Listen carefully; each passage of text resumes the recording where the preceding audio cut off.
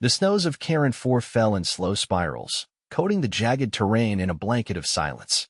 Beneath a cluster of crystalline trees, a massive figure lay sprawled, its breath shallow, leaving plumes of vapor in the freezing air.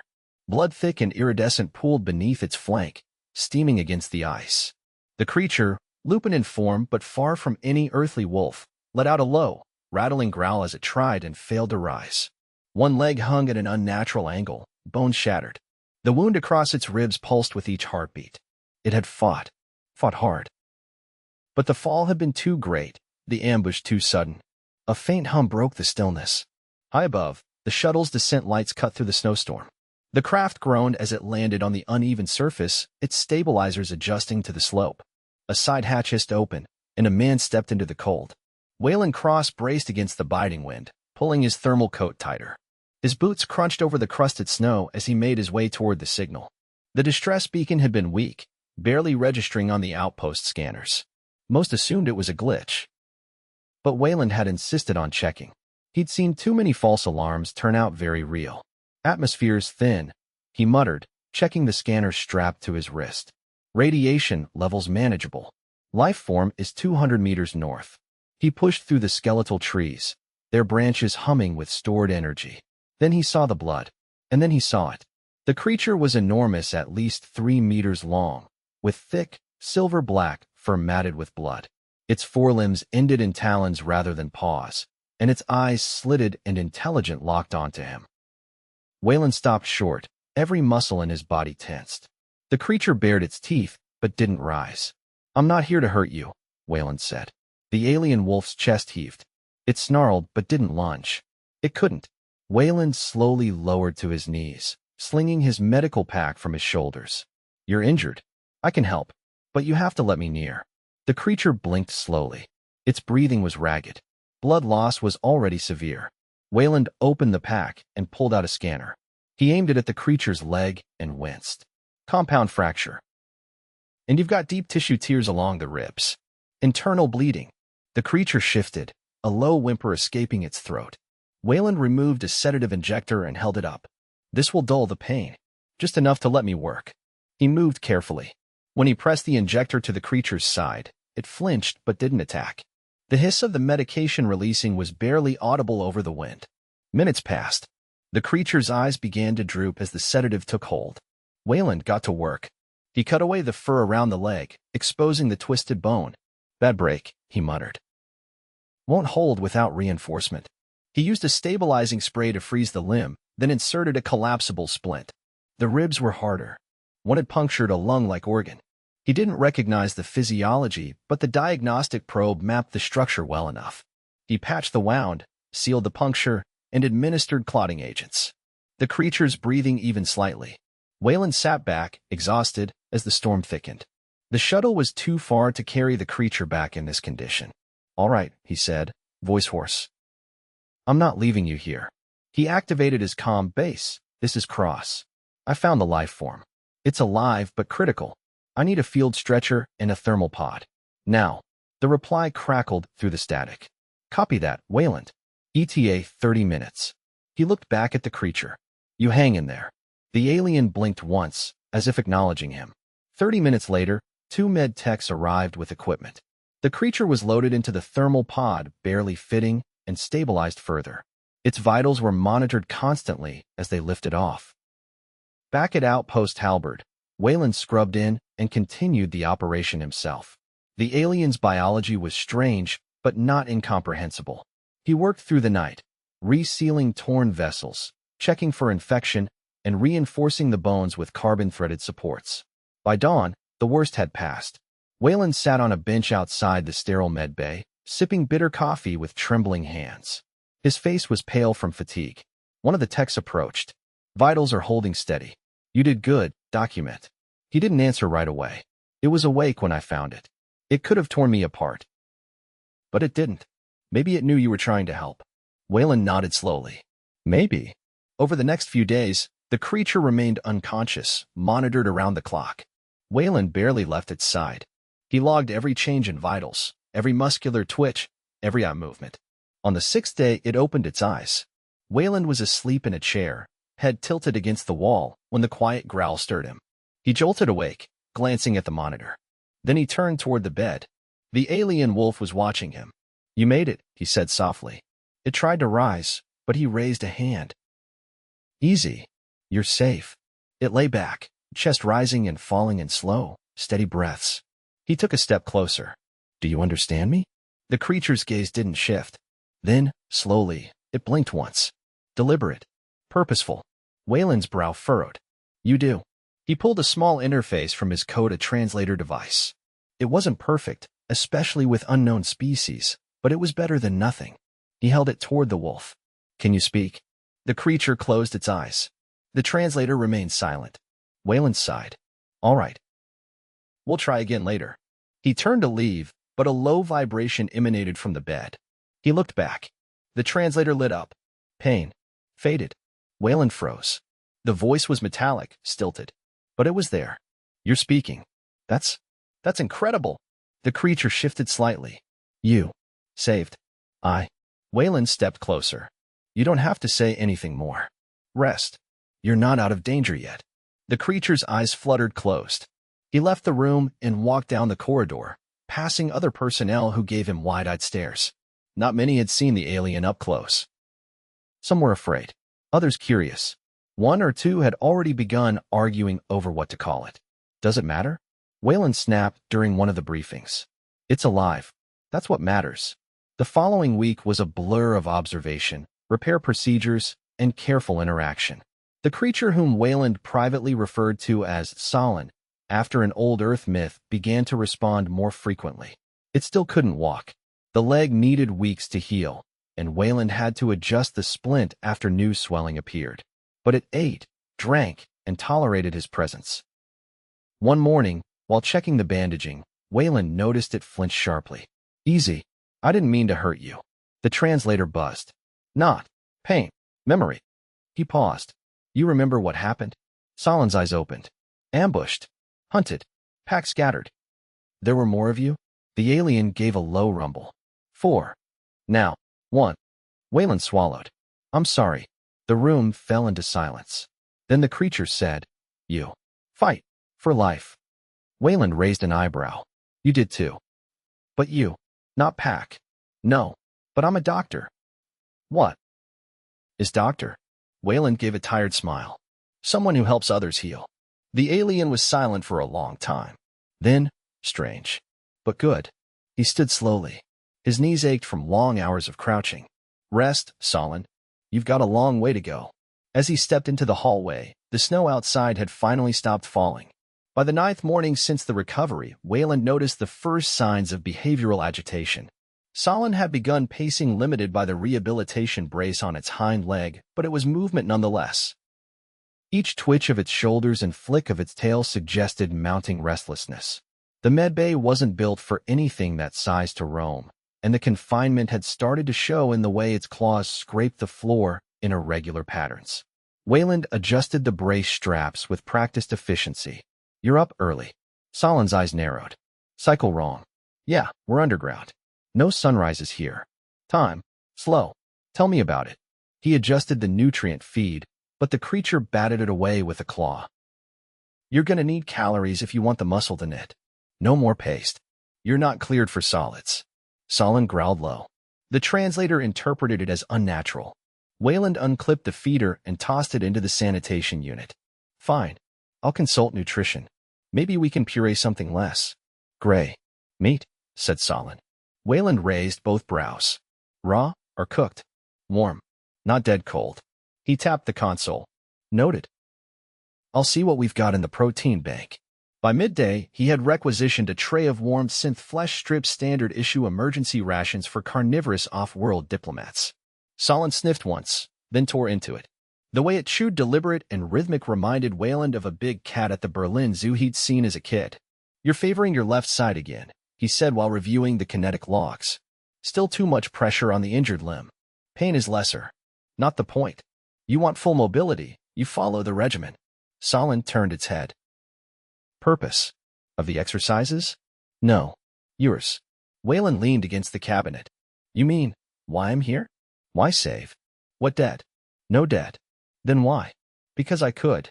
That's enough for me." Solin's nostrils flared. Strange. You keep saying that. You keep proving it. Later that evening, a tremor hit. Weak, just enough to rattle the medbay's suspended lighting. Weyland steadied himself against the examination table. Solin didn't flinch, but its ears tilted sharply. You felt that? Weyland asked. Deep movement. That's straight up. You know geology too? Pack hunted underground. Tunnel senses strong. Weyland tapped into the seismic network and pulled the latest reports. That wasn't on the forecast. Could be a collapse somewhere in the lower tunnels. Danger? Not for us. We're reinforced. Solin's eyes didn't shift. Reinforced things still fall. The next day, Weyland brought in a pressure walker rig. It had been designed for quadrupeds, mostly used in rehabilitation centers for diplomatic beasts of burden. He set it up in the corridor outside the medbay, cleared the floor, and activated the stabilizer arms. This is going to look ridiculous, just warning you. Solin eyed the machine with suspicion. Trap? It's a treadmill. With legs. Still sounds like trap. You'll be weight-supported, but your limbs will get full range of motion. It's not optional. Solin grunted but allowed itself to be hooked in. The walker hissed hydraulically as it adjusted to the creature's mass. Weyland monitored the pressure readings, adjusting the weight distribution as Solin took its first tentative steps. Too slow, Solin said. You try walking with a fractured femur and see how fast you go. Already did. Weyland bit back a laugh. Fair. Solin's gait was uneven but improving. After 20 minutes, Weyland halted the session. That's enough for today. Any numbness? No. Dizziness? No. Frustration? Always. They returned to the medbay, and Weyland documented the progress. Muscle reformation was ahead of schedule, and the internal damage was resolving faster than he'd anticipated. The only major concern now was psychological. You ever been isolated like this before? Weyland asked the next afternoon while rechecking the scar tissue. No. Pack always near. Feeling lonely? Solin didn't reply immediately. Not same as alone. This is. Quiet wrong. Want to talk about them? No. Weyland nodded. I won't push. But as he turned to leave, Solin said, one had laugh. Weyland paused. A laugh. Not like yours. But close. Sound of trickery. Pranks. Deception for play. Harmless lies. Ah. I know the type. Solin's voice dropped. Miss sound. I'm sorry. No need. Not fault. That night, Weyland stayed behind in the observation room, reviewing the audio logs. Solin's speech patterns were becoming more nuanced. It had started to use contractions, tempo shifts, even sarcasm. The translator was adapting rapidly, but it was more than software. The creature was learning. At dawn, the security chief intercepted Weyland in the corridor. We had motion in Section 12, she said. Unscheduled. Weyland frowned. Quake-related? Possibly. But the sensor logs show. Tracking. Of what? Something big. Bipedal. Not Solin. Didn't come from medbay. Came from perimeter. He stared at the schematics. The pattern wasn't random. It was a search. Double the sentry drones, he said. And don't let this get to command yet. She nodded and left. Weyland entered the medbay to find Solin awake and focused, ears pinpointed. You sensed it, didn't you? Wrong air. Smell. Familiar. From your pack. No. From before. How far before? Before crash. Weyland pulled up the logs. We picked up no other life forms. Wrong. One follows. Why would it track you here? You were injured, barely alive. Because I escaped. Weyland stiffened. You weren't ambushed by accident. No. You were hunted. Solin's eyes were cold. And hunters still near. Weyland didn't sleep that night. He reviewed every transit record, every atmospheric anomaly.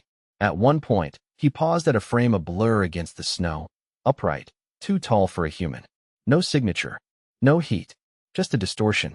The base wasn't secure anymore. At first light, he entered the medbay. You're not safe here, he said. Solin's claws flexed. Then we hunt back. Weyland opened the supply locker. Not until you're healed. Don't need full strength. You do if you want to survive. Solin growled, but nodded him. I will not be caged again. Then let's prepare. They moved to the underground gymnasium, the only space large enough for full mobility training. Weyland had to override 3 access codes to get in without triggering alerts. He sealed the doors behind them and activated the motion grid. Solin limped out into the open floor. This place. You'll learn to fight on two legs. I don't fight like you. You will if it comes to that. Why help me fight? Because someone tried to put you down like an animal. Solin's eyes gleamed. Not first time. But it'll be the last. They trained for hours, Weyland guiding, Solin adapting. The brace came off by evening. The creature's movements were still raw, but sharper now. Faster. More deliberate. Weyland watched as it leapt over a barrier, landed without faltering, and turned mid-air. You're almost ready. Solin bared its teeth, not in threat, but something else. Good, it said. Then we find the one who follows. The sunless hours had stretched into a full cycle since Weyland activated the motion grid in the old gymnasium.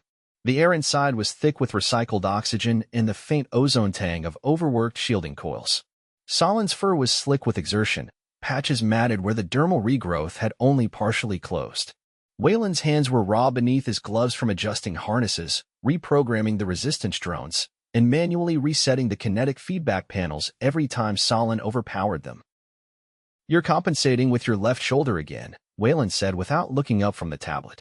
Your stride's narrowing. I adjusted to avoid impact on the nerve cluster, Solin replied, circling the projection target that had just flickered off. You increased the resistance. Adaptation was logical. You're overcorrecting. It'll throw off your rotational balance if you maintain that compensation on uneven terrain. Then I'll counter it. Not if you overload the muscle groups before they finish restructuring. Weyland tapped in a new configuration. You're healing faster, but not invincible. Solin crouched, tail curling inward. You've changed your tone. I've changed your regimen. You're not in critical care anymore. Now I'm your physical therapist. I preferred the sedatives. Too bad. You're ambulatory. That makes you my problem again. Solin lunged at the next drone, caught it mid-air, and slammed it into the floor with a crunch. The projector flickered, then went dark. That was the last one, Weyland muttered. I'll need to requisition more. Don't bother. I've memorized their movement patterns. Good. Then you're ready for the real thing.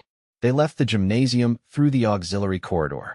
It was early, the corridors dimmed to encourage rest, though neither of them had slept properly in days. The base's temperature regulators ran unevenly in the older sectors, and faint condensation clung to the walls. Weyland stopped at a supply cache and keyed in his credentials. The drawer hissed open, revealing 2 pulse-activated restraints, a thermal beacon, and an old atmosphere mask. Planning light travel? Solin asked. Planning options. They returned to the med bay only briefly. Weyland gathered a compression pack, a surgical stabilizer, and a field cauterizer. He didn't explain. Solin didn't ask. At midday, the perimeter alarms tripped. Weyland stood in the command gallery as the security chief replayed the footage.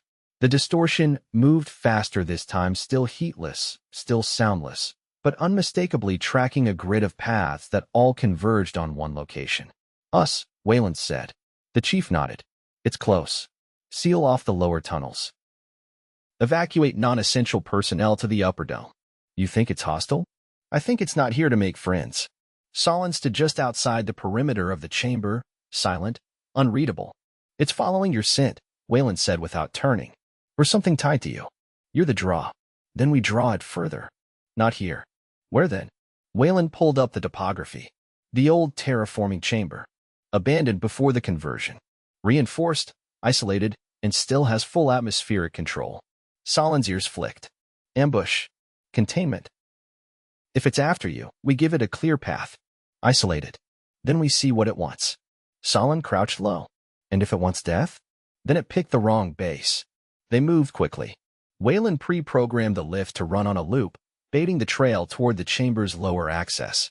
Along the way, he laid down burst beacons, tiny devices that emitted fluctuating biosignature echoes mimicking Solin's vitals. By the time they reached the chamber, the air was heavy with static.